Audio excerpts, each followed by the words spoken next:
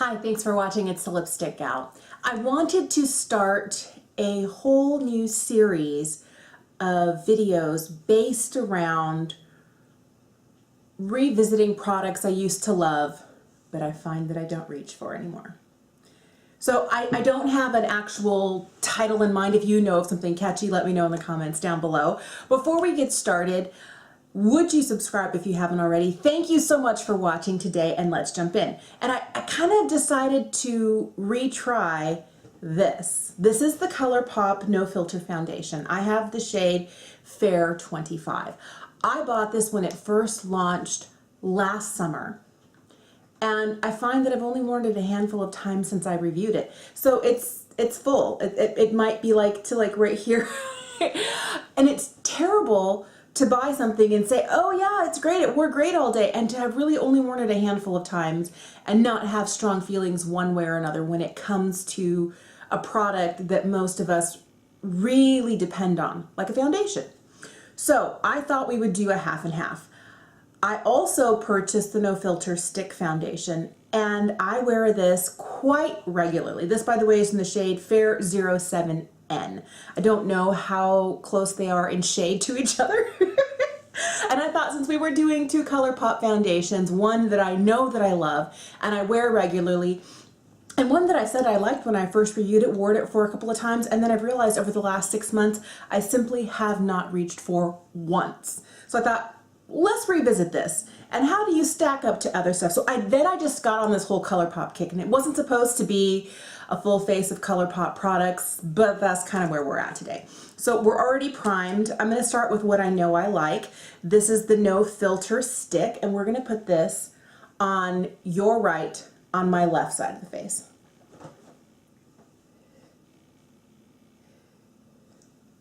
I'm going to use this brush here. This is a clean Luxie brush. Okay, I'm still drinking my coffee this morning. We'll get there. On the other side, the Colourpop No Filter, I'm just going to squeeze some onto the back of my hand and dot it on with a totally different clean foundation brush. Because if we're going to, use a brush on one side, we should really use a brush on both sides. Oh, do you see the color difference? It's just a hair warmer.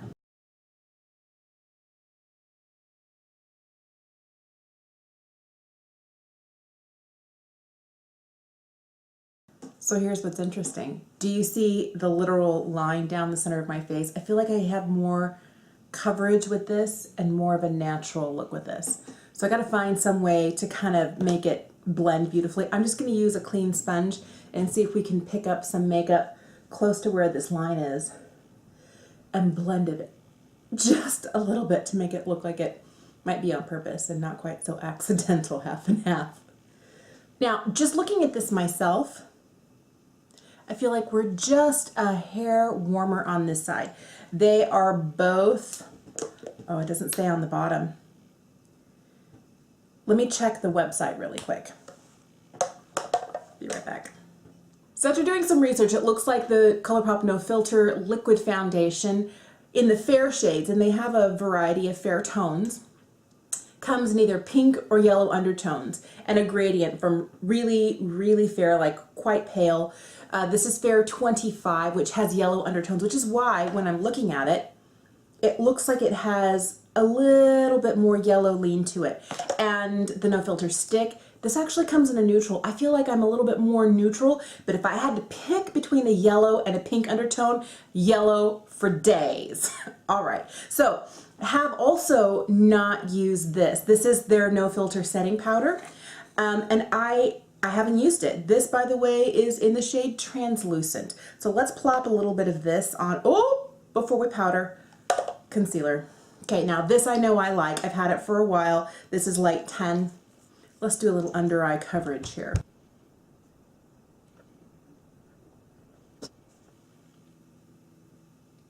I don't know. Maybe I don't love this concealer either. I'm gonna bring you in a little closer. I'm gonna point something out. Oh, that's scary close. So do you see it right here, here, and here? How we have some gathering? I don't know what that's about. I don't get that with any other concealer. I'll back out because it's kind of scary. So I'm not sure if that's the concealer interacting with the liquid foundation because I don't have it going on the other side. I don't know. I kind of am hesitant to powder at this point, but that's where we're at. So I'm gonna tap out my concealer. This could be a disaster. And we're gonna add in a little powder with a slightly wet, not really bake, just kind of nicely press in a little bit here.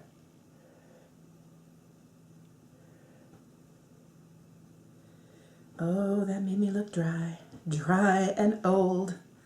Okay, this powder does not work under my under eye as I do it to the other side.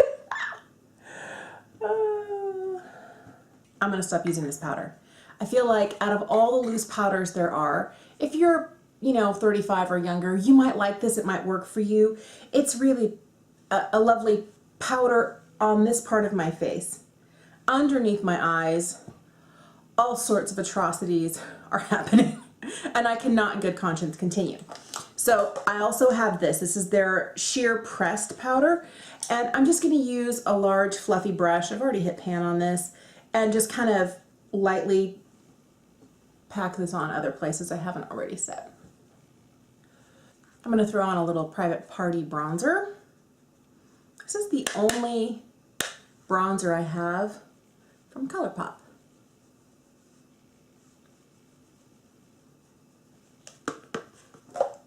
Let's see her whole face. So for blush, I'm going to use a combination of Weirdo and Why Hello on my cheeks.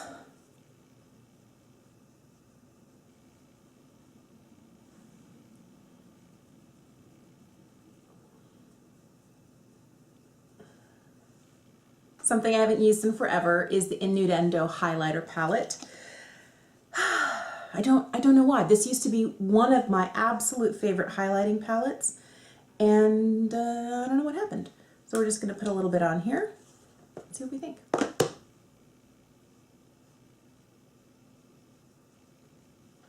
I feel like I'm at the point with, if I don't spray my face down with a little setting spray, it's just not going to be recoverable.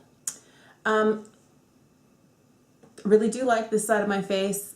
This side, it's mostly the under eye. My under eyes just look deathly dry. So we do need a little hydration. And if I do it after I get eye makeup on, it's all downhill from there. So I'll be right back. For an eye look today, I'm going to do the simplest thing I can think of. And it's basically cheating, but it's about the skin today. I'm going to throw on a little bit of the Taurus here, which is from the Kathleen Lights Zodiac collab. I'm going to put that in my crease, and then I'm going to throw some of this pigment in the Maiden on my lid. I've been wanting to do that. I was thinking maybe bronzer in the Maiden, but we'll do this instead, and we'll see what it looks like.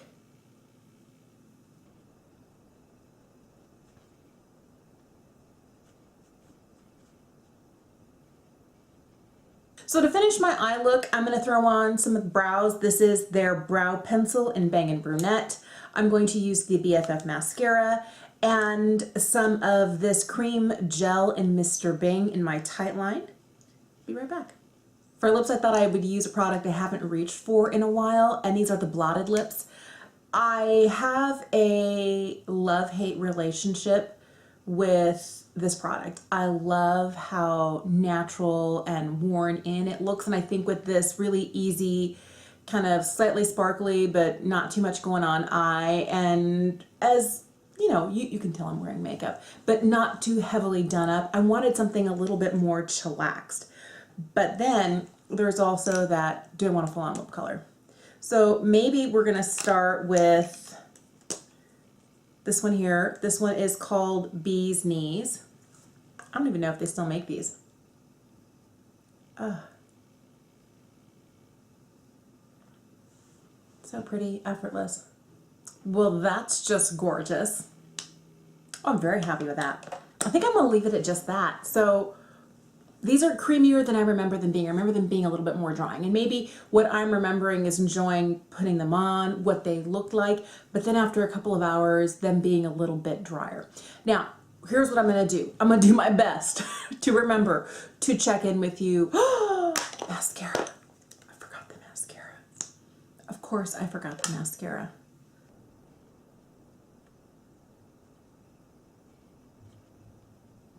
mascara. My brain, that's been my brain today. And I really don't think that coffee's gonna help. I think it's just my brain. This is where I claim 4 brain surgeries. I feel like I can get out of anything by saying, I've had 4 brain surgeries. And I have. It's not like it's a lie or anything, but it kind of gets me out of a multitude of moments like bloop, bloop, it's gone. All right, so like I was saying before, here's my goal. I'm gonna try and remember, if I forgot my mascara, I might forget this too, to come back, to sit down here with all of these lights on and show you what my makeup looks like later on in the day. And right here with my Mickey Mouse watch, we are at like 11:55 p.m. a.m. 11:55 a.m. See, brain. Okay. The one thing that I don't think it's fair is to expect a non-long wearing lip color to be like put on once and not last throughout the rest of the day. So because I hate not having my lips colored, I will reapply this as needed, and I will let you know how many times that happened, how it wore. Did it do well with straws and drinks and other things, food and the like. So this is my check-in for this evening. As of right now, I'm looking at my watch. It is 8:45 p.m. and both sides of makeup wore better than I expected them to. Let's come in just a little bit closer and let me share with you some of the things that I found. And I don't know that they will be as noticeable to you as they are to me.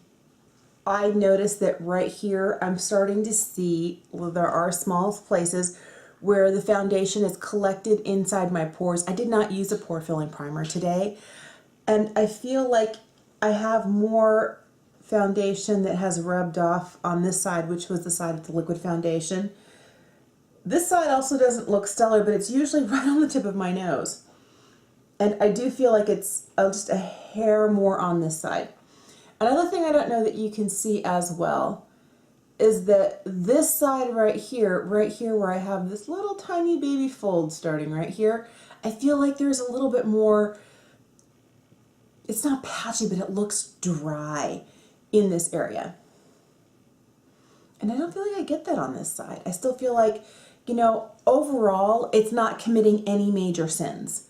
We're just going to point out the obvious, that the BFF mascara is not doing me any favors here. I don't know if you can see them, have some little teeny tiny black spots in here that is mascara that just fell. All right.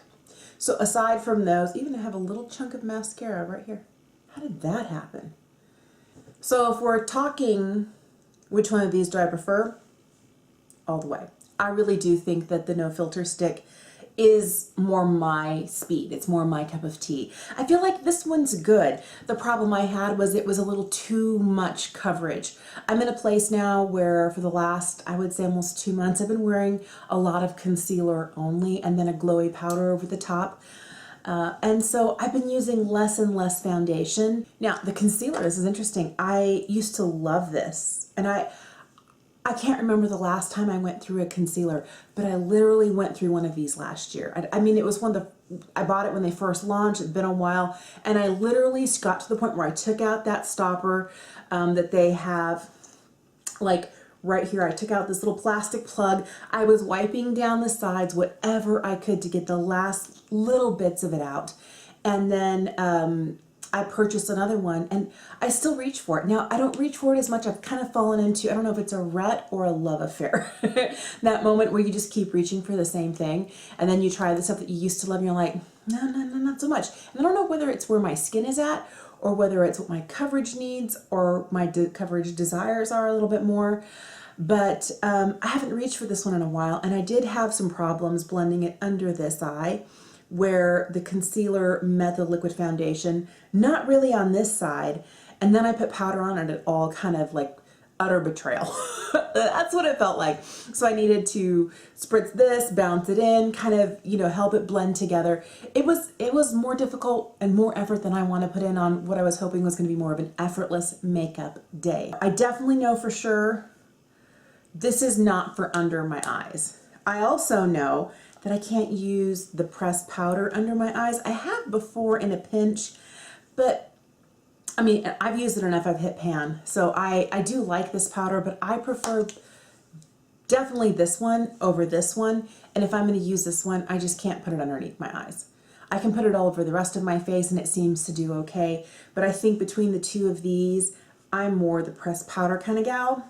I don't know. I don't feel like anything other than the concealer, powder, foundation, kerfuffle on this side, and the BFF mascara that I want so desperately to love because it's $8 and it's Colourpop, and my heart, like, there's a little room in my heart dedicated just for Colourpop.